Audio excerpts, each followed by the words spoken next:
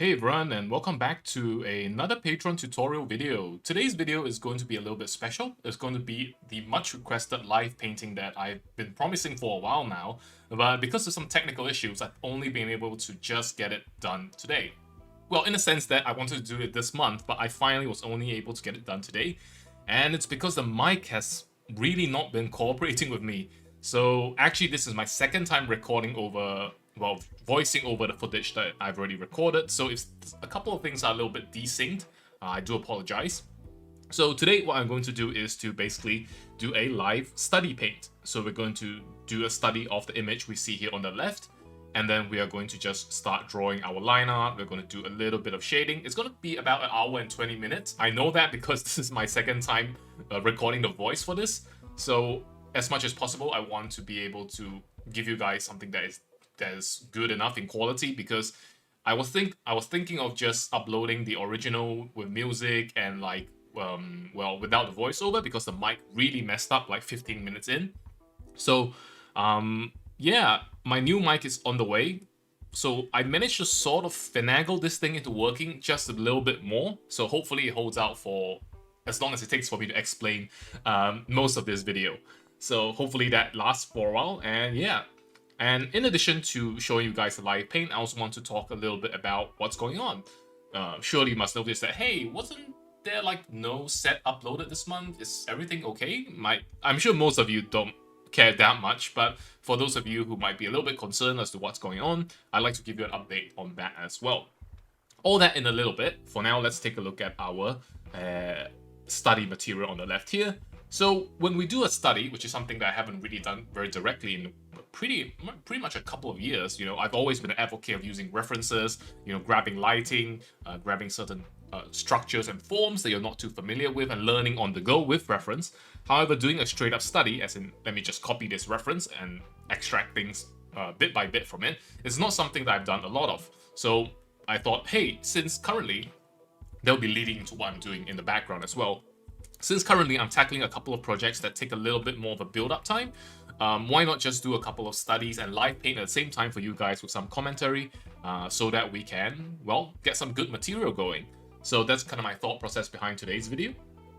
And now as you can see, I'm dropping in the lines, and this portion of the exercise is really something that I'm not great at, as you can probably tell by this point. I'm the kind of person who just likes to get into the value stage as soon as possible and then start working things out in terms of form, right? I'm really not great with lines, as you can see. Very haphazard. Yeah, it's just me, At this point in time, I'm gonna stop pretending that I'm good at it anymore. I'm just gonna be like, yeah, I'm bad at sketching, I'm bad at lines. It's gonna take me a while to really kind of, how do I quite put it? To really nail down something. And I think it's just a byproduct of how I usually paint, right? Because I spend so many hours in the value stage and beyond, but so little time actually refining lineup. So because this is my second time recording the voiceover, it'll take me about an hour or so to get the lines finally done. It's a pretty relaxed pace because originally I was also talking a lot about various things, my outlook towards art and all that stuff right now.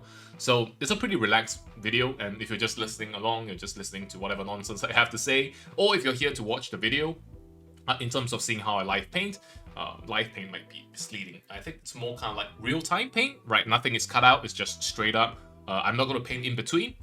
The next episode of this one, it will just be me continuing from where I left off. So this in a sense will be a true live paint, or a true full real-time paint, right? That nothing is left out.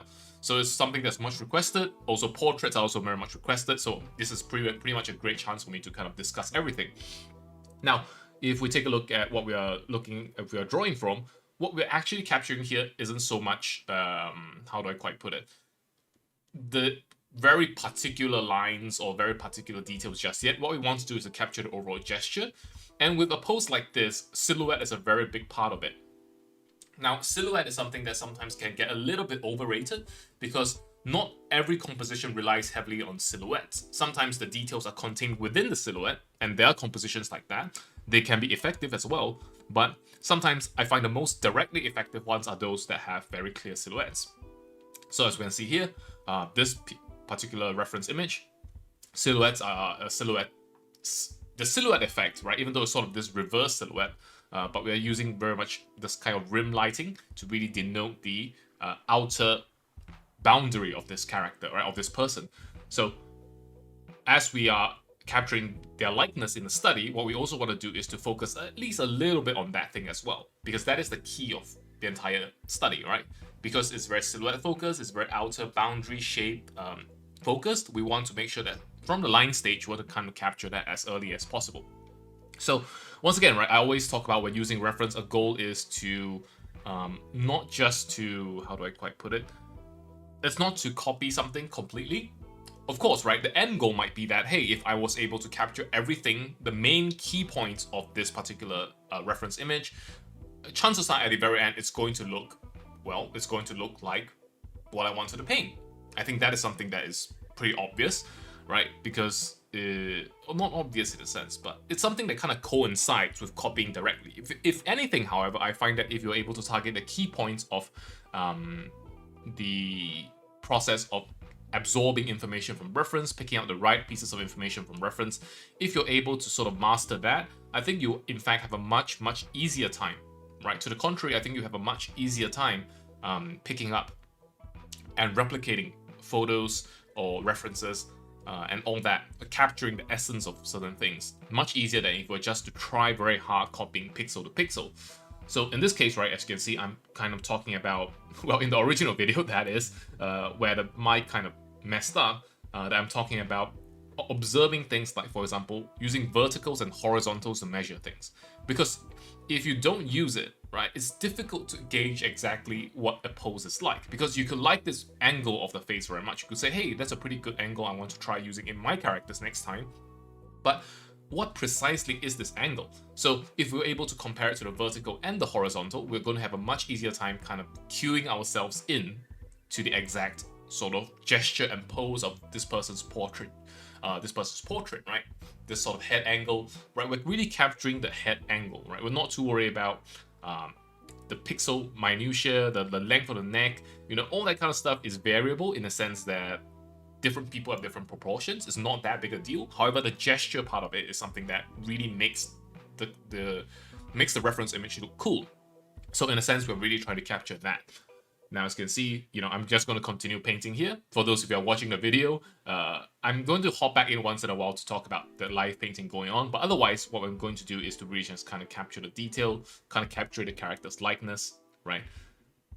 Kind of observing, for example, how further out the upper lip is compared to the lower lip. And as you can see, right, it's been a while since I've done this. Usually I kind of draw faces 95% on my own, in a sense, just messing around, getting a feel of what's right. So my observation skills have gotten a little bit rusty, as you can see it being full-blown demonstrated on the screen. But yeah, I'm going to talk a little bit about, what's been going on and what are some upcoming things that I would like to do.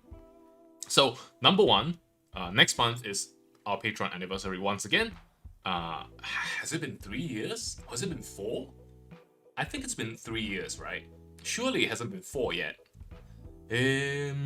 Yeah, I think it's the 3rd year anniversary. Time passes really quickly. It's scary. But it's been 3 years, and I wanted to, as always, do a anniversary event where everyone gets to submit their own artwork, and then we'll review it on the submit it to the Discord, and then we'll review it in a video. We'll take a look at everyone's submissions. Of course, the post regarding that will be up next month, so please look forward to that as a chance for everyone to participate and just to share their artwork. I love to be able to interact with you guys more, and I always keep saying that, but I feel like sometimes the best way for me to interact is to just produce better, higher quality work for you guys to enjoy, because that was the original reason that, well, you guys are here in the first place. So, I would say that I'm not too great at doing that kind of interactive things, but ultimately, at the very least, I want to be able to do this reviewing everybody's artwork at least once a year, which is why we put it on our Patreon anniversary. So, yep, upcoming event, that is one for everyone to look out for. And next is, you might be wondering, it's like, okay, so I recall you talking about exhibitions and stuff. Are you going to be doing more of that? And the answer is yes for this year. I have one confirmed. It will be in Osaka in Japan at the end of May. To be precise, it is the 30th of May to the 1st of June. We'll be confirming that with a post as well. I'll be there in person, so if you happen to be there on holiday or if you're from Japan, feel free to see me there. But, you know, the point of me saying that is not to announce the event sort of prematurely, but to really kind of give you guys my perspective on what it has been like kind of entering this world of live events. Even live events is a bit of a weird word, right? Because when we say live events, I believe for international audience and for international audience of like internet artists like myself, kind of the image that turns out is that you imagine is it a fan meetup, right? What is a live event? Like, is that like a Comic-Con?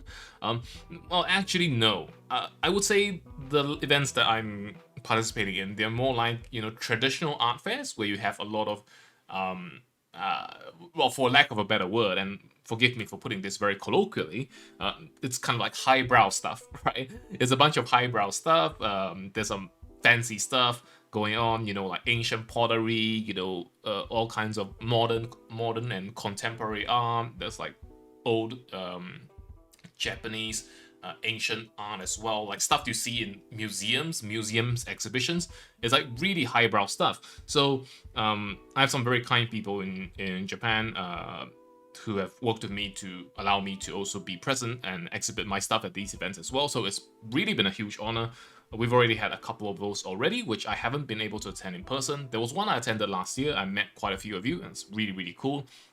But going forward, there will at least be a couple more coming up. There's one definitely confirmed, as I just mentioned. But my outlook towards these events is that I really want to be able to grasp this really rare chance, because I want to be really honest, this is a very rare chance to really do my best. And not only in a sense of, let me just draw something and throw it out there, and that's as good as it gets, but really to make use of this sort of live format and just to kind of experience it wholeheartedly. And I guess it's kind of my way of how I like to do things. I really want to be able to approach every opportunity with my best effort. Even though, you know, I'm just human, my amount of effort I can put into everything is limited by my physical body and my mental energies. So what I'm trying to say is that I've been really preparing for this upcoming May event. There are various parties involved that indirectly gave me a bit of pressure to make sure that I deliver the best work possible for the event, in a sense that it is also for live viewing. So there'll be 5 works coming up regarding that. And in the meantime, I'll be, of course, producing these videos for you guys as well.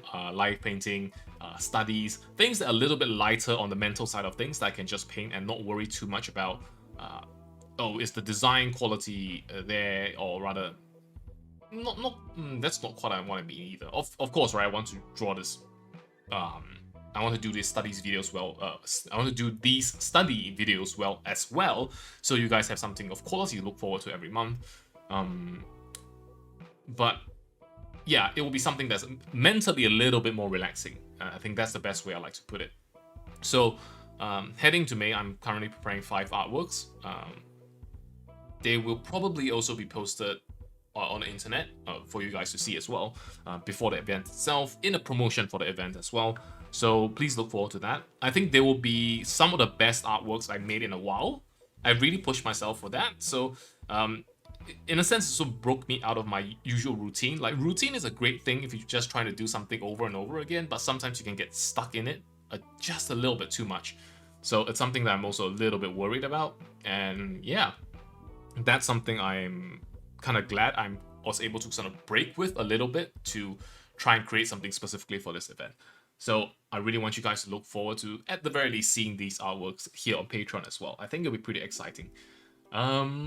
Yeah, so towards these sort of live events, I just wanted to say that I really want to do my best to put my best foot forward, to really kind of, as much as possible, meet people who enjoy my work,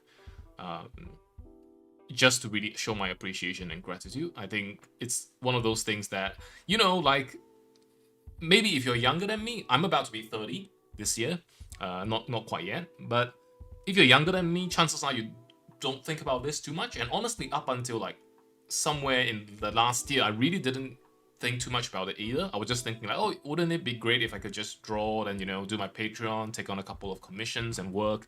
You know, it's a pretty good living. I'm very blessed. I'm very lucky, and I'm be happy to do this forever. But as you kind of get a little bit older, you kind of start thinking about, it's like, okay, so rather than stopping what I love doing, like, why not also take chances when they do come to me, to experience things more fully. I think hopefully that will allow me to be more of a complete artist rather than just an internet guy. I don't think there's anything wrong with being an internet guy. I'm not looking down on that. Not at all. I only have been able to gain access to have a chance to do this because of how you guys have supported me so much via the internet. The power of the internet is really amazing. If anything, I think nowadays you don't really need to say the word internet anymore, because by default the assumption is that, yeah, of course people found you on the internet. But yeah, I would like to experience things more fully and more holistically, because to be honest, right, you guys already know my schedule. I've always been drawing for the past 8-9 years. It's always been a very, very locked down routine. And to be honest, I haven't seen too much of the world. And it's not a case of, you know, I got the wanderlust, I'm not going to draw anymore, I'm going to go on holiday. Not quite, but I would like to experience more aspects of, you know, making art and connecting with people in more than just, you know, indirectly seeing artworks and all that, great as it might be. I would like to experience more of that. And I think it's something a bit is natural. And maybe those who are around my age or a little bit older, you kind of get that feeling as well, right? As you start really, well, it's difficult to say because everyone's experience is quite different. But I would say that my kind of impression is that when you're a bit younger, you tend to worry less about these things. And when you're a bit older, it's kind of like, or maybe it's vice versa. I'm not sure. You know, I'm not going to make any assumptions anymore, okay? I'm just going to say, you know, if you understand what I'm saying, you understand. And if not, that's perfectly fine as well. I think it's just one of those things I do want to share with you guys. You guys have always been supporting me here. And I definitely, in a sense, want to keep you updated on, you know, what I'm currently doing, what I'm currently thinking, what the direction is going to go in. Now, of course, you might be concerned in the sense that, hey, if you're going to do all these live events, right, what about, you know, making artworks? It's like, yeah, of course. You know, I'm not going to the live events of old artworks. I'm going to make new ones as much as I can. I'm going to make them as good as I can. And so, if anything, you only see renewed effort from me to make even better works. And I think it's something that I really needed that kick in the butt to get moving again. I really haven't been pushing my boundaries in terms of art as much as I could. So I like to be able to push myself further, create even better works, make use of this kind of pressure and anticipation to create even better things, and in collaboration with my benefactors, I guess you could say, from Japan as well. So the thing is, Japan has a really strong exhibition culture. Artworks and exhibitions are something that is seen very naturally. I get that. My impression is that in the US or around other parts of the world, like, exhibitions are a thing. Definitely, there are art fairs and exhibitions, but usually for people like me, right, as I just mentioned earlier, we are more of the me aside, right?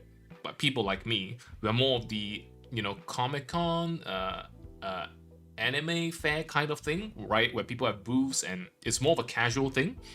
So, in a sense, Japan has this more formal exhibition culture, and it just so happens that I find myself and my work being in that gray zone, right? Because I think it's just my hypothesis.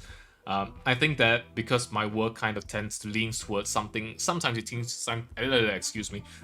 leans towards a little bit more on the realism side of things, and I use lighting a little bit more judiciously, so it kind of leans away from that more perceived anime style that generally does not find its way into more, how do I quite put it? In more, you know, those kind of more sexualized stuff that doesn't really quite find its way into the more formal events. I'm not making any judgment or passing any judgment, just saying that my kind of taste in artwork kind of fits into that gray zone where, yeah, you know, this guy can fit into the art fair kind of thing. So I've been really grateful for all these opportunities, and I want to do my best, because I owe it to everyone, including all of you guys here who support me, to continuously try to experience new things and become better at what I do. And of course, there's a selfish side to that as well. I do want to become better. I do want to experience more things. I want to become a better person through experiencing all this, through putting in effort. And yeah, I don't want to sound like this is some kind of like self promotion spiel where it's like, yeah, I'm so good, I'm going to all these events. I'm just really saying that I've been very fortunate, very blessed my entire time that I've been doing this. So the only way I can really kind of accept that blessing is to just really do my best, put my best foot forward, and get it done. Which is partially why I also am recording over this again. Right, I didn't want to just post a time lapse with music only. I felt like that would be wrong. So I did want to properly do this video, even though it might be a little bit of a simpler study video. So if on the screen, back to explaining a little bit, I'm talking about how the lighting comes across the character's face. As you can see, the blue part represents the front of the face, and the red parts represent the side. So if our light comes from the front, right, you might notice that, contrary to the character, we don't receive that much light. So in contrary to what we see, right, in our diagram, the actual reference character in the reference doesn't receive that much light. And as you can see from our diagram here, right, our point of view is from the character's side, and light is coming from the other side. So what's going to happen is that now my eyeball, red eyeball on the left is a little bit wrong, but in essence, the light is coming from in sort of this very oblique angle. Not oblique, I guess. Yeah, I guess it's kind of oblique, right? It's coming from the other side. It's bigger, it's not acute. It's coming from the other side. So we're seeing a little bit of light on that purple area, as you can see, because the nose is kind of casting a shadow across the face as well. So we're really extracting information as we kind of draw, right? Because we need to know that, for example, the shadow part of the nose does not represent the whole nose. It represents the nose surface as well, plus a portion that the shadow is being cast by. Right, so it's not just the side of the nose, this dark area, this dark triangular area here, right? And as compared to if the light was coming from above or the light is coming from below, right? The shadows being cast will be a bit different. So we're going to do a bit of analysis here, kind of checking how the light is showing up on the face, gives us information on the lighting in the scene. So later on, as we add in values, as we add in lighting, we're going to be able to make use of all this information to have a much better chance at figuring out what exactly we're drawing as compared to just, muddling things along. So this is kind of how I'm approaching this particular drawing. And I think later on, perhaps not in this particular video, but later on, one thing I also wanted to focus here in this particular study is texture as well. Texture has been something that's definitely one of my very weakest points. I really struggle with texture because sometimes it feels like it overloads the drawing a bit. I can't do it well enough, so it just creates all this weak point. So since we're doing studies, I want to take the chance to really push myself on that end as well. And yeah, so I'm going to talk about lighting a bit more, about how the bounce lighting comes from below, right? The bright light below kind of bounces up to the chin. We're going to have that little bit of area here from there as well. But there's no light from above, right? Hence you can see the top surface of the nose and the top surface of the cheek is pretty dark, as well as the forehead. Generally speaking, this gives us a very clear idea of how the light comes across. Now later on, we're also going to talk a little bit more about, how do I say it? We're going to talk a little bit more about bounce light as well. It might be quite a while to go in the video, so you're gonna have to put up with me rambling on with my stuff for a little bit more. So yeah.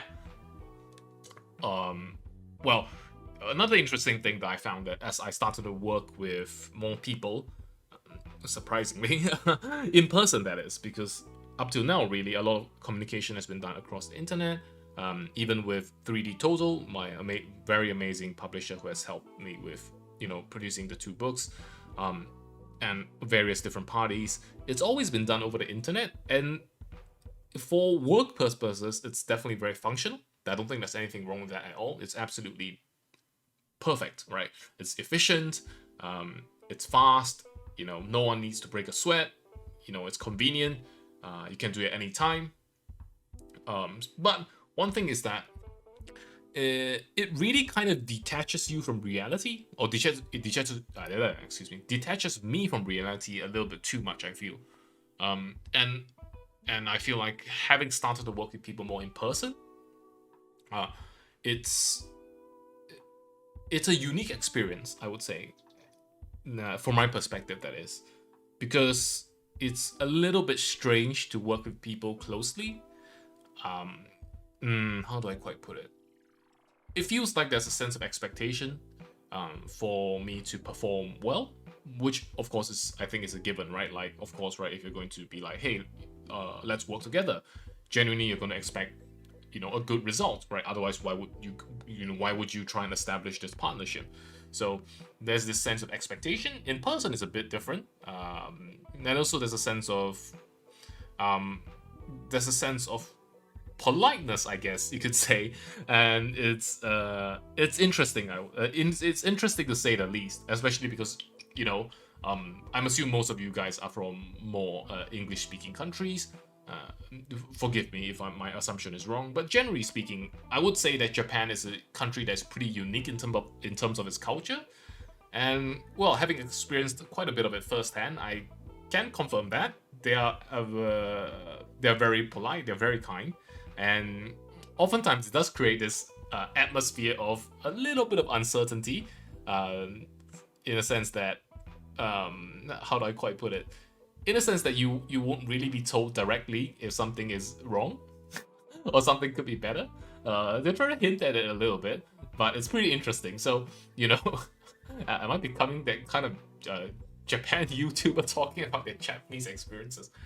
Excuse me, but it's a pretty genuine kind of reflection on my part. So, I did wanted to share with that with you guys, and what better time to do that other than a video kind of doing this, just kind of painting. So on screen, one thing I talked about in the original video or the original dialogue or recording was that if you want to draw a semi-realistic nose, right, sometimes you can consider giving the nose ridge a little bit of a bump, because usually we go for that, very curved nose that is very anime/Disney-like.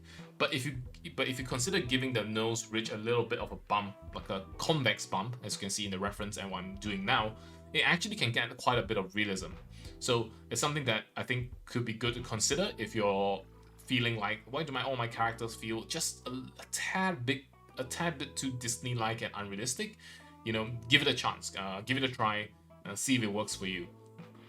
This sort of slightly bulging nose ridge, right? Very slight, but I think it works well to be like, hey, we're drawing this realistically.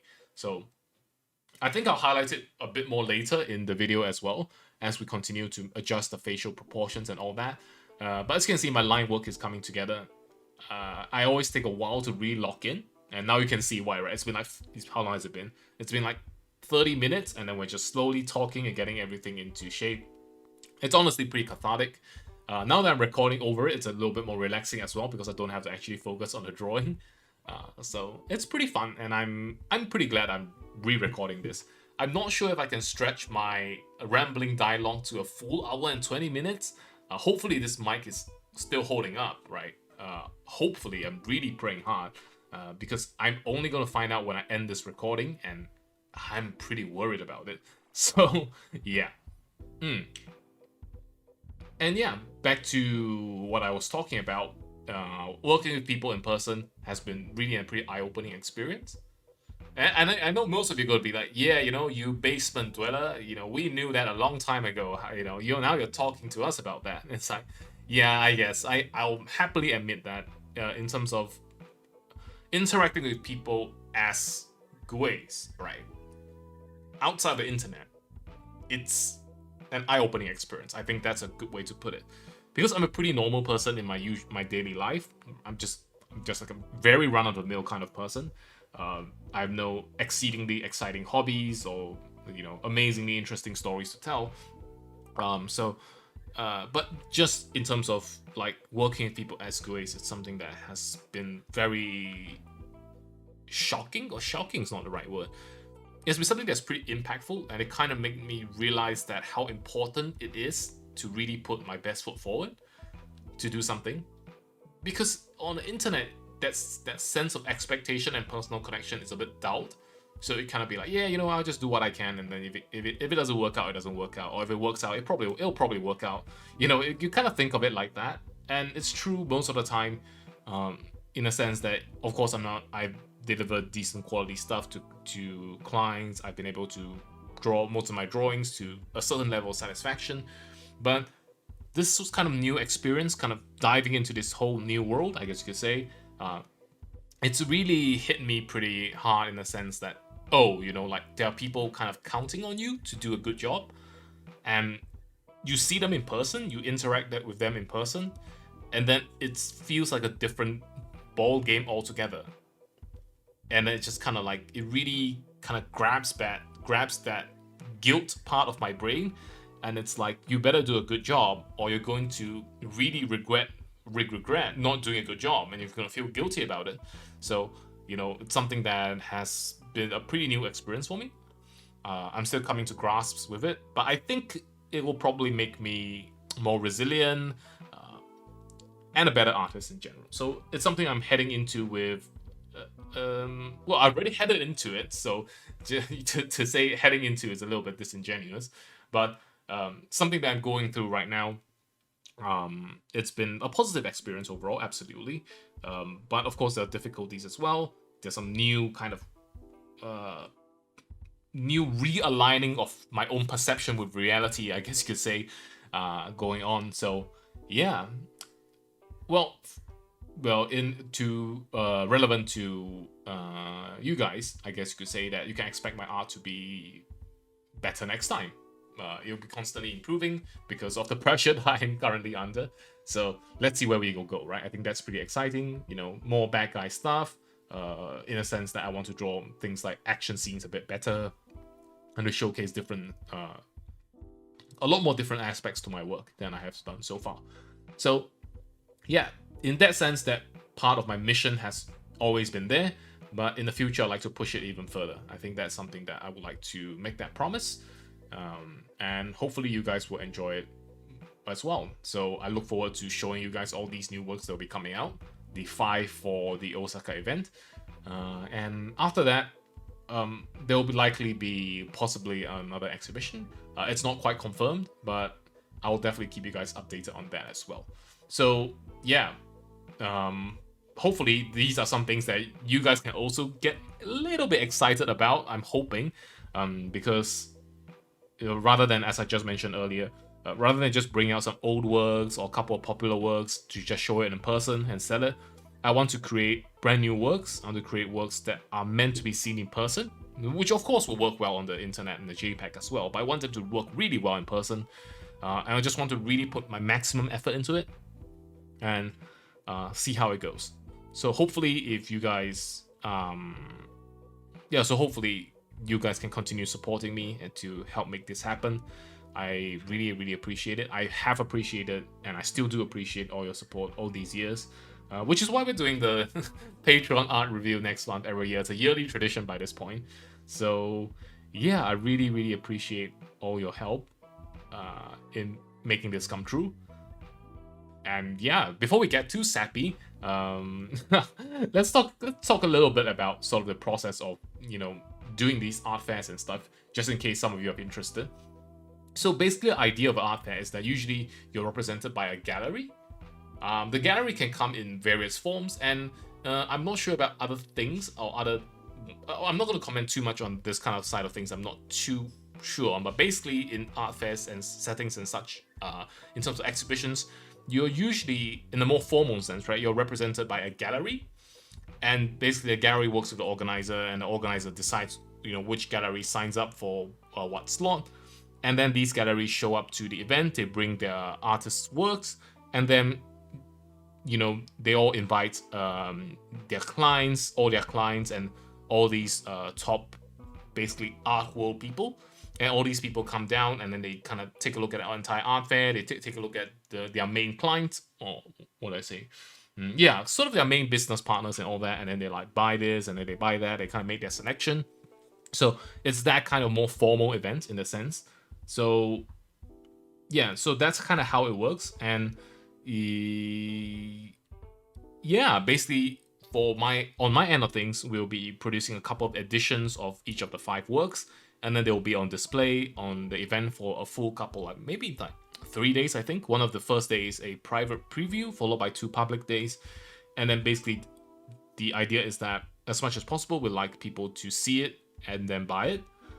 And as much as possible, we also want more people to see it as well. So in that sense, it's important to make a strong impact, because compared to, let's say, a personal exhibition, where, usually it's you guys turning up to support me. Absolutely. Really grateful for that. Amazing. But this one is more of a open audience, right? It's not really just people who are looking out for my work. Of course, I believe hopefully some of you will turn up. Hopefully many of you will turn up. I'll be so happy to see you. I'll have so many nice words to say to you, so please come down. You can ask me any question you want, and it'll be fun. I'm definitely looking forward to that. More announcements on that later, of course, on the details. But it's more of an open event in terms of an art fair, so I'd like to be able to also produce works that, how do I quite put it, that appealing to more people sounds a bit wrong, because I don't want to come across as if I've been, how do I quite put it? I'm not really distorting what I think is cool in order to make things that seem mainstream, but rather I want to create things that are meant to be seen directly and will create a strong impact directly. So this is kind of my goal heading into it, and I'd like to be able to display these works. And soon, before that, I think they'll probably be here on the Patreon already.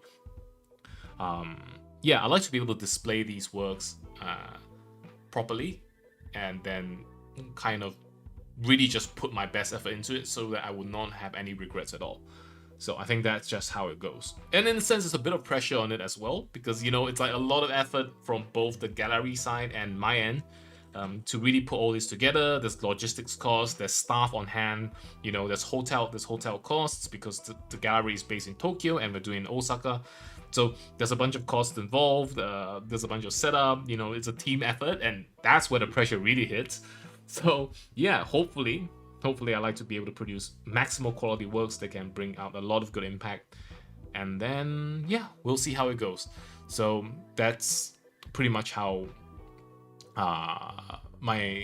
that's pretty much me explaining the art fair, I think.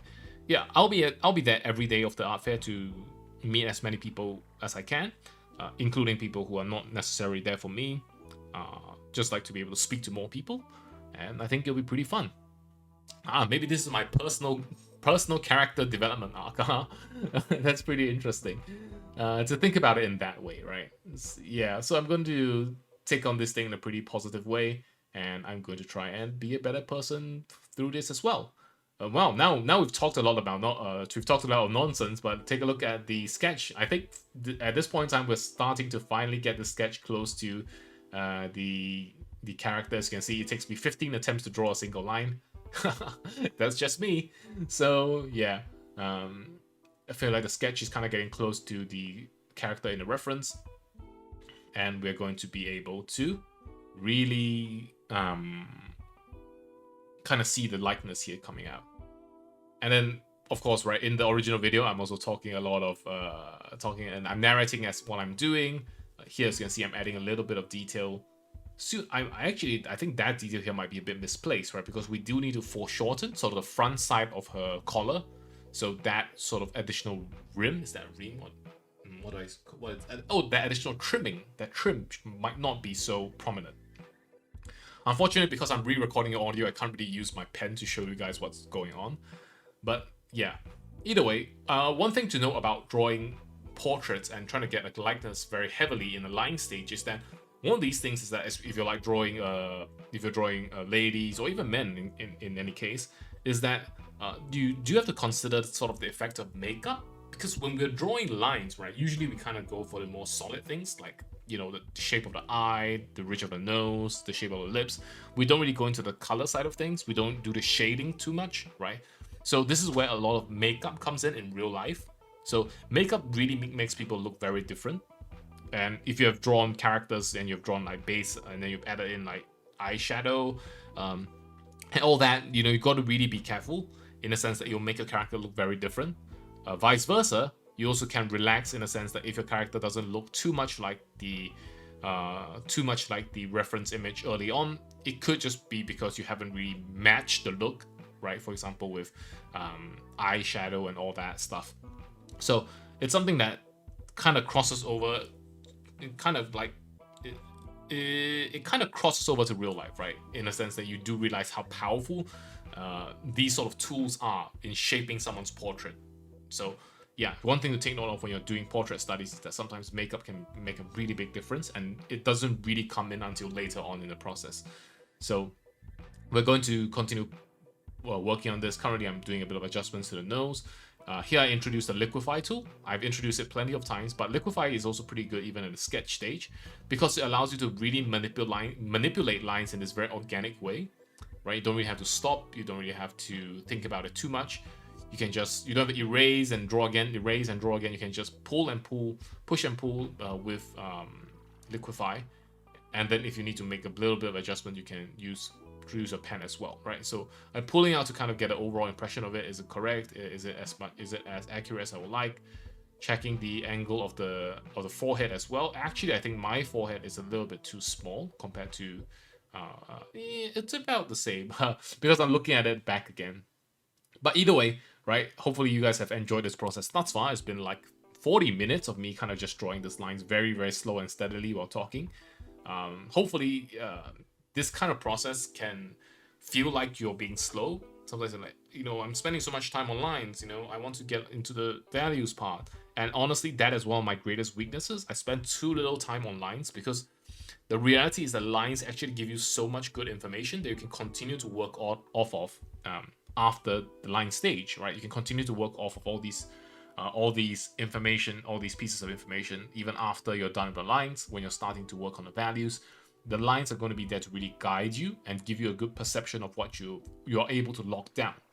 So you can think of drawing as something like locking down potential, because when you start a drawing, it has infinite potential. It's a blank canvas. Literally, you could be making the next masterpiece, the greatest artwork in all of humanity's history, or it could just be something that you throw away, right? So it's infinite potential. So as we kind of draw, we sort of lock in that potential more and more. And they're going to be part of the drawing process where initially, right, going from full potential, you're imagining how great it could be, to sketching things in, right? It still feels pretty good because the sketch is rough. You're still interpreting things based on your mind, right? You're not really seeing any mistakes.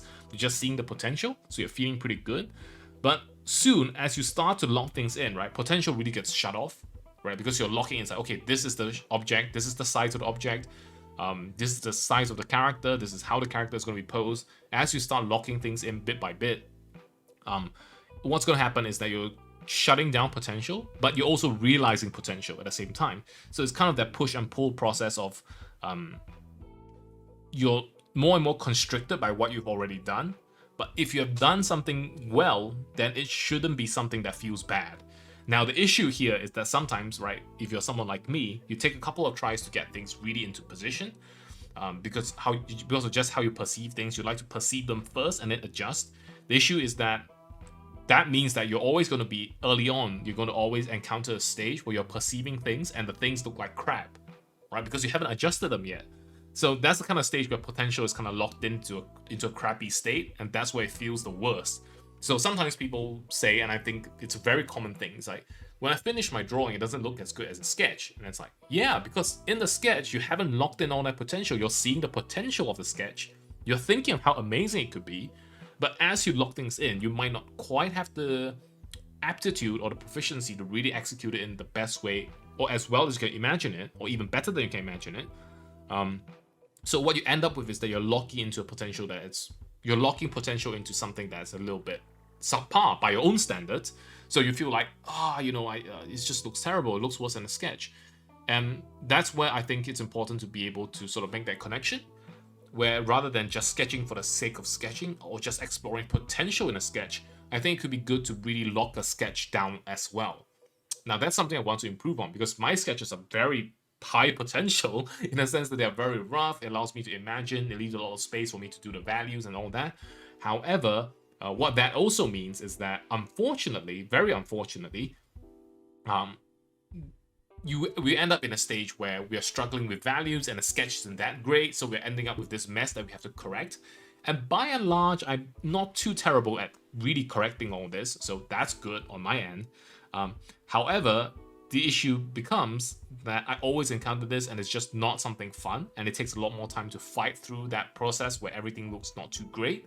So I think taking lines more seriously can be a boon as well, because if you're taking line work more seriously, that means that you're heading into the later stages with something that's a lot more locked in already. And if you're locked into something and you're happy with it, then that's a great stepping stone to the next stage. right? Once again, these are all really up to personal preference. You could be someone that works, how I used to work, or you could be someone who already works in a way that I'm aiming to work, which is to really kind of possibly develop the lines a little bit more, kind of reduce the uncertainty, I guess you could say, reduce the uncertainty of the sketch, so that if you have any problems in a sketch stage, you can discover it right away. Now I'm kind of adding this larynx bulge to the character's neck, her throat. So this kind of like your vocal cords, your larynx, I think, if that's the correct anatomical term. The thing is that, of course, men have much larger Adam apples, but even women have a little bit of that bulge, as you can see in the photo and the reference as well.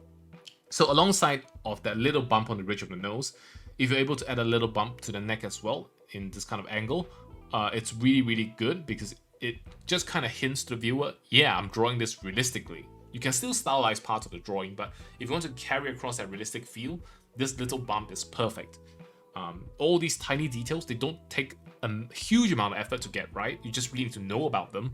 But if you kind of know about them from the side view, for example, you can also know about them from the front view. After a while, you'll be able to kind of depict realistic characters when you need to in a much more efficient way. Now we're just adding in some ornaments based on the reference as well. As you can see, I'm keeping things a little bit rough here. And the reason being is that, well, I'm back to my old terrible habits, but on one hand, it's not too bad here because, right, the focus of this illustration is really going to be on the character's face, right? The character's silhouette, because that's where the rim light is really hitting. So all these areas here, while it's important to indicate the ornaments because that is a key part of the original illustration, the original photo reference, the important thing is that we also need to... wait, what was I saying? It's an important part, but we don't need to draw it too perfectly because it's not the main goal or the main aspect of the drawing that the focus will absolutely be on. So it's a little bit easier to handle that in a bit more of a more relaxed manner. And if you have time constraints as well, these will be the areas that you sort of slightly deprioritize, right? Having said that, right, drawing these ornaments well can be really, really helpful because it's a great source of detail. It's a really great source of area where you can practice detail as well. So I wouldn't say something like, don't draw this properly, just muddle over it. Like, I'm doing this study, and in the later videos, I'll be doing this very seriously as well. So this, I think, will be a very good chance for myself to sort of really think about how I want to draw minutiae. It's something that I haven't been doing too much because, as you can see from my current work, a lot of time goes into making the backgrounds and all that. So in terms of character minutiae, I've been slacking on that just a little bit. So I'd like to be able to kind of redouble my efforts, so to speak, on that as well. Just adding a couple more lines. Here, as you can see, is a little bit of a danger because you don't necessarily want to use lines to highlight the eyeshadow because it indicates different things, right? It could indicate creases of the eye, which are not the case. So there's a potential for misinterpretation. So in that case, I think it might sometimes be better to leave the area a little bit blank and allow the value stage to do its work there. Now, the good thing is that, fortunately for me, I was able to sort of get the character into very closely matching the reference image just by eyeballing it. It does give me a bit of confidence, honestly, because I usually don't do this. I don't usually try eyeball things too hard. So being able to do it, it feels pretty good, I have to say. So yeah, didn't embarrass myself this time, even though it took like 48 minutes to this point, talking and hanging out in a sense. And some of you said that it kind of feels like a podcast. I guess why not, right? Because a lot of these things I've said so many times, like, of course, for newer viewers, you might not watch every video, so I like to, for everyone's benefit, talk about the basics once in a while as well. I always want to talk about more the basic things, or to share valuable pieces of information and give you guys maximum value for the $5. So yeah, that's kind of my philosophy going into this. And importantly as well, I think it has to be said that, what was I saying? I lost my train of thought. I was looking too intently. I was like, hey, did I draw the lip area correctly? What was I gonna say? I guess I do want to give you guys a good value. I want to do it properly. So in these studies, we'll be showcasing everything in full, right? For example, as you can see, I skipped absolutely nothing up to this point, right? Everything is just shown. There are no cuts, there are no time lapses. I like to do it properly for this study video. And I think it also kind of fulfills that wish that many of you had, who wants to see a lot of direct real-time painting without any skips. So this is going to be it. And on the other hand, this is also going to be it's something that's kind of unavoidable, because currently, as I just mentioned, I'm really trying to bring out some good works for May. So I'm really kind of spending extra time on it, like multiples of times more effort on each one that I usually do. That's kind of how I found out I've been starting to get a little bit lazy, admittedly. So I want to redouble my efforts, and that's why it's taking a little bit longer to prepare than usual. So hopefully, in the meantime, we'll be able to go through the study videos. I think I'll spend another 1 or 2 episodes on this particular portrait, I think. And hopefully we'll be able to make more of these. I think it'll be more than once a month, because these are a bit easier to paint. I just paint and talk. And I've been having fun because I haven't been doing this too instructionally. It's fun to share different things as well. So yeah, it's pretty fun to just hang out and talk. There's another 30 minutes to go before the end of the video. I'm running out of stuff to really tell. I don't want to overload you guys with too much stories. So let me just kind of talk a little bit more about what's happening on screen and what the overall process of the study is going to be like. So currently we're setting up the lines, and I've just mentioned I really want the lines to be done very properly this time, so you can have a good jumping off point into the values and all that, so that we don't really have a situation where we're just hanging out with bad lines and then we're roughing in the values and then we have to fix everything from there on. We're jumping in with some pretty decent lines this time, so the value stage should be pretty easy.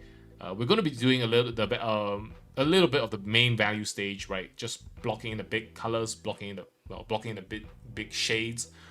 In this video as well, so later on we'll take a look at that. But in the meantime, I will join you once again when we head to the values part. It'll only be about 10 minutes without me yapping on, so enjoy the silence for a bit, and then I'll be back when we've reached the value part. Well, see you very soon.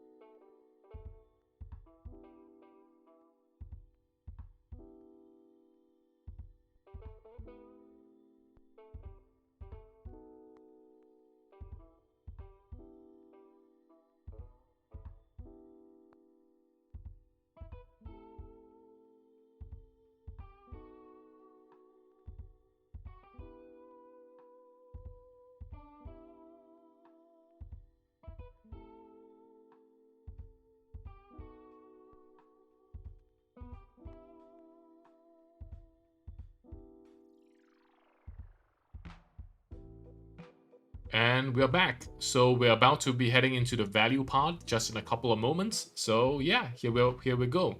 So this is the kind of sketch that I've arrived at towards the end of our line session. Hopefully it's pretty close to the ideal state. I'm pretty sure there's still some areas that you don't really see the need to fix until you really have jumped into the values. But yeah, we're about to head into it just in a little bit. Hopefully if you enjoyed the past 10 minutes or so, I guess, 15 minutes of silence, and I'm back to yap at you again. So here we go. We're dropping in this giant shade of dark gray because this is going to be a very dark based illustration.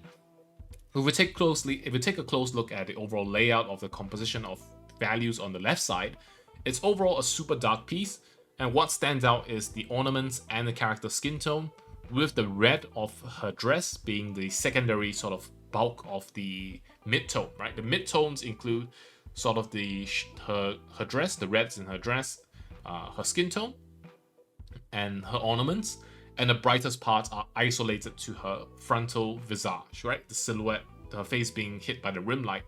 So this is going to be how we're going to be adding in the values. So let's throw in the values first. Here you can see I actually made a bit of a mistake. I kind of defaulted to my usual method, which is to, you know, put the foreground in a bit of a darker color and leave the background a bit brighter. In this case, right, it's something that you shouldn't do, right? Once again, because of the observations I've just made. In retrospect, right, I've talked about how, you know, it's a very dark image. You got to make sure the priorities are right. The relations between the values are the most important thing, because so much of the time we think of it as like, how do I quite put it? We think of it as exact values. We're like, okay, this one is a 15 or 10 level black, right? That one's a 85 on the HSB scale. The brightness is like 85, right? Or this is a mid-tone at 46, right? You don't really have to think about it that hard, I would say, because the most important thing is the relation between all these values, right? Because if you have a very dark value and comparatively have something that is slightly brighter, as long as you're able to maintain that, right, it's very easy to adjust the overall brightness later on.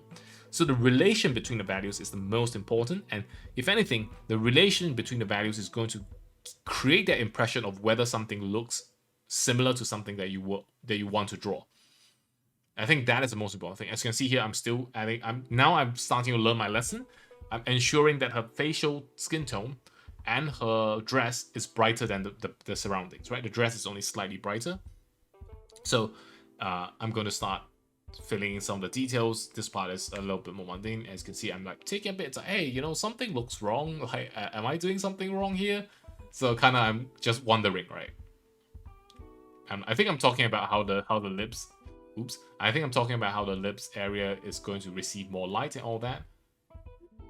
But so far, I'm still being stuck in a stage where the background actually, yes, and here we go, right? I'm starting to kind of realize that, hey, you know, like the hair actually blends into the background. So you want to create the same impression, we got to darken the background as well. So that's something, and then we darken it a little bit more, right? And then we use curves. Curves are really good for this purpose because it allows you to manipulate values in this very quick way, right? You can adjust the brightnesses of different values and the contrast of different values right on the spot very quickly, as compared to if you were to grab one area, brighten it, grab one area, brighten it. As you can see, I made this sort of jump where now the background and her hair and dark parts of her dress are now melded in, kind of melding together. At this point, you might be still thinking, wait, you know, it still looks kind of bad, you know, it doesn't make sense. And I agree, and that's because lighting hasn't been done yet.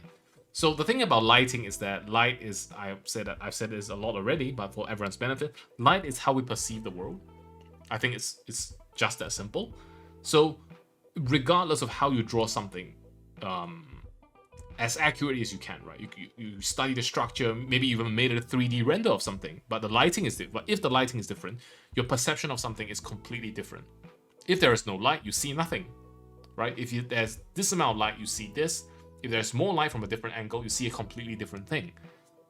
So perception is really, really important, and lighting affects that so much. So when you're drawing this, right, if you're working on values, if you're working on local values and all that, and you might be a little bit worried, it's like, you know, it really doesn't look anything like the reference image. It's like, am I doing something wrong? It's like, don't worry. Take it step by step. Observe the relationship between different things. Like, for example, here we're making sure the bright reds are standing out from the darker hair, the darker parts of her what was the area here? The shoulder portion of her dress, right? We're adding in this sort of slightly brighter ornaments to ensure we match kind of the level of detail a little bit. And then we're just kind of adding these things a little bit by bit, right? Nothing too drastic, nothing too much at all. And hopefully soon we'll be getting into lighting, because I've been stalling for a while now. Hopefully the me from yesterday is adding in lighting pretty soon. Come on, yes, there we go. Is that it? Is that it? Come on, come on. Oh no, we're adding in a little bit of background first. So I think the background is one of those things that helps perception a bit, especially when we're doing a study, because I think working in backgrounds from studies is pretty important, because that gives you a good perception of what feels. How do I quite put it? Different backgrounds give your drawing different personalities, right? Because now we have this very sort of dark background that is very thematic, because the character is in a traditional Chinese dress. So this kind of traditional Chinese architecture or interior design, that is going to be very helpful in reinforcing the mood. So that's something that you can also try and capture as well. If you're drawing the same sort of setup here, I would say that just give it a little bit of time, right? You don't have to spend all your time working on the perfect solution right away. Just give it a little bit of time. Just kind of sketch it in a little bit, fill in the background a little bit, if it helps you perceive things a bit better. And then here we go. Here comes the lighting. Here's the magic. Yeah, here's the magic. So as you can see, the lighting, the moment the lighting comes in, all right, it's going to take a bit.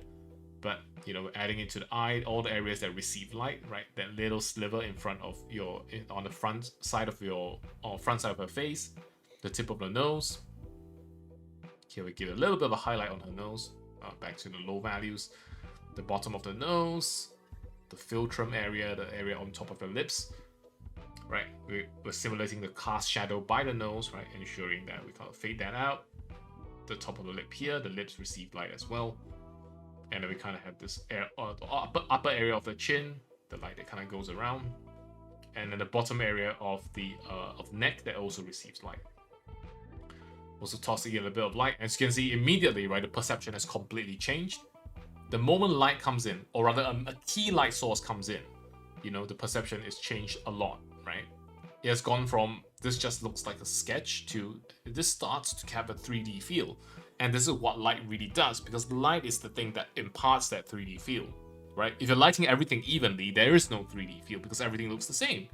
So if light is that great differentiator between different surfaces, and that is going to be something that is very helpful. As you can see, the more we add, the clearer things become, right? And honestly, from this point on, it's just about working in the details, right?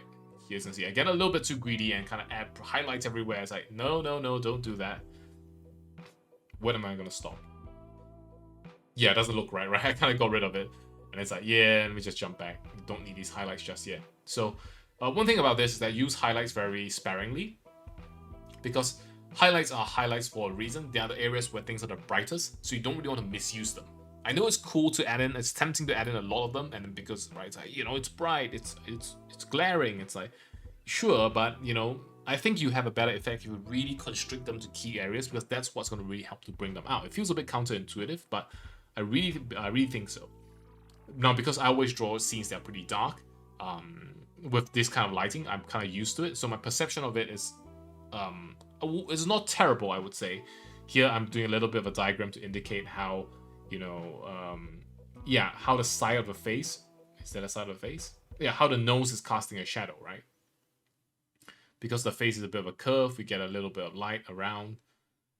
And then one more lighting that I want to capture, hopefully we'll be doing this soon, is the light that comes in from the side. As you can see, I wonder if we'll add in that diagram anytime soon. But before that, I like to say that if light kind of bounces in, because we have a very strong light, right? It's giving us a primary light. If a strong light that bounces in from the front, it's going to hit something in the direction behind the character. And then if it's an object that reflects light reasonably well, that light is going to bounce back. Here comes that diagram. I think I showed it a little bit earlier. That light, I think I explained that a bit earlier as well. In a sense, I explained it in the original video. I might have skipped it. But just to explain it, right? That bounce light is going to come back to the character, and it's going to hit that character, and it's going to tell from the shadows on her dress. If we take a look at the left side, right, the creases where the left side of the crease is in shadow, we can tell, and the middle of her side of her face is brighter than, let's say, the area near her ears. We can tell that there's a little bit of bounce light coming in from the right side, but it's on our side of the character, if you get what I mean, right? It's on the right side of the character and the light is coming in. So here I'm kind of adding in the shadows to indicate that particular light. Here also adding in that little bit of eyeshadow, a little bit of makeup to kind of simulate, to kind of get a little bit closer to our original target. Kind of adjusting things as well. So adding in that shadow really kind of indicates where that extra bounce light is coming from. It indicates the form of the character as well. So you can see we're getting much closer to the character's actual look in the photo just by doing these simple steps, right?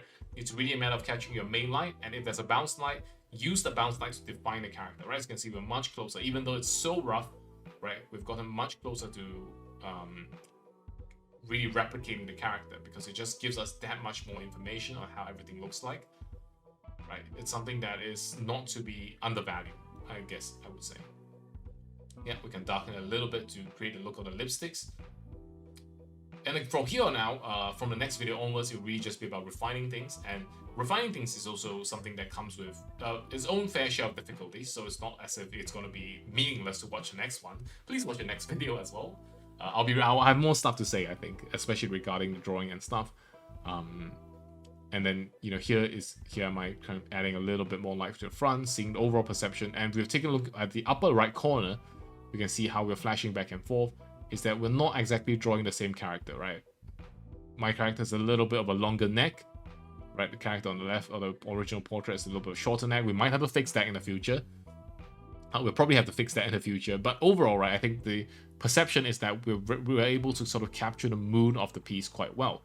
And, you know, it's something that is, as I mentioned from the beginning, is kind of the key of doing these studies, right? You really want to capture sort of the mood of a character.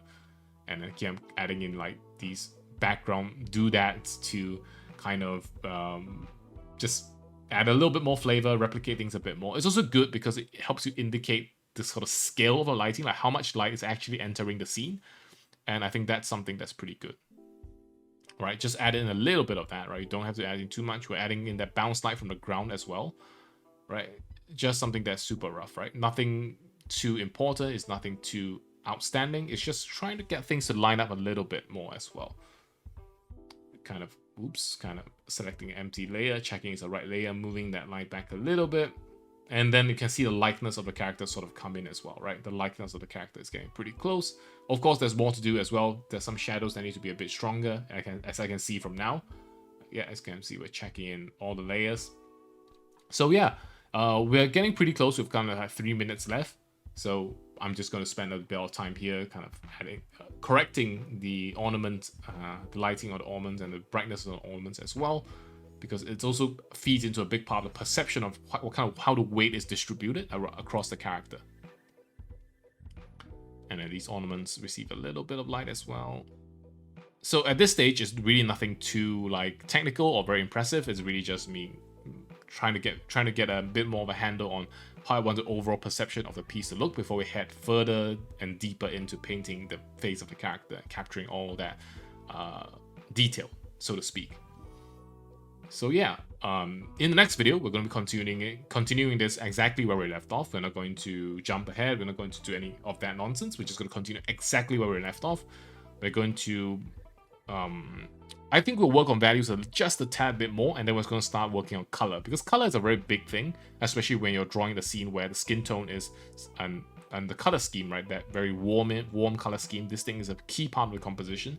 So we're going to jump into that right quick when they're in the next video. We don't want to spend too much time in the value stage.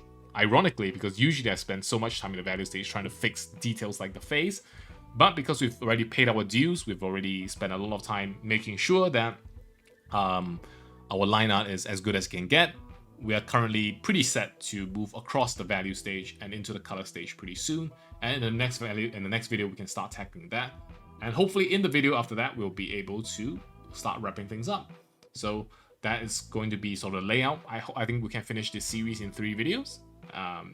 Unfortunately, this month, I won't be able to show you guys any fresh artwork. It is truly a regret in that sense, but I'm telling myself that the artworks that will come out for the May event, and of course will be posted here, I think they will be very, very great. I'm very much looking forward to you seeing them finish. So yeah, we have 1 minute left. I'm really padding out the time. It's so difficult to line things up like this, you know, because I'm trying to make this as much as commentated as possible. I want to give you guys, you know, the usual outro as always. So yeah, so here I think the image has stopped. I'm still alive, but I'm just probably talking more stuff. And as you can see, we're just taking a look at the likeness of the character. If you could take a look as well. I would say we've captured most of it. I would say her lip area will have to do a little bit of work. Her lower lip, as you can see in the reference, we kind of have that tilt from, we're looking at a character from sort of a little bit above, right? The side of her face that's closer to us is a little bit lower. Yeah, so plenty of things to fix. So I will see you guys in the next video. Once again, thank you so much for supporting me here on Patreon, as I appreciate it so much. And bye-bye. See you very soon. Bye-bye and thank you.